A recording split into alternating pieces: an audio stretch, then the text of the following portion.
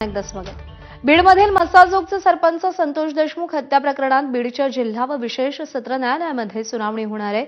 Valmik करारच्या property जप्तीबाबत झालेल्या युक्तिवादावर न्यायालय आज निर्णय देण्याची शक्यता आहे। तसंच या सुनावणीला विशेष सरकारी वकील उज्ज्वल निकम उपस्थित राहतात का याकडे लक्ष असेल। या हत्या प्रकरणी आज सुनावणी पार पडणार आहे। बीडमधील मस्साजोगचे सरपंच संतोष देशमुख हत्या प्रकरणी आज सुनावणी होणार आहे। हत्या प्रकरणाची पुढची सुनावणी आता 4 ऑगस्टला होईल अशी देखील माहिती समोर येते।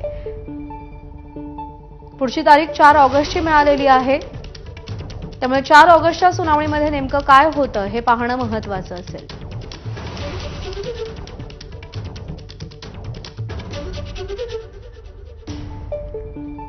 संतोष देशमुख यांची अत्यंत निर्घृणपणे हत्या करण्यात आली। त्यानंतर त्यांच्या कुटुंबियांनी न्यायासाठी खूप मोठा लढा दिला आणि उज्ज्वल निकम यांच्याकडे ती केस गेली। सध्या हे प्रकरण न्यायप्रविष्ट असून त्यावर सुनावणी पार पडतेय। बातमी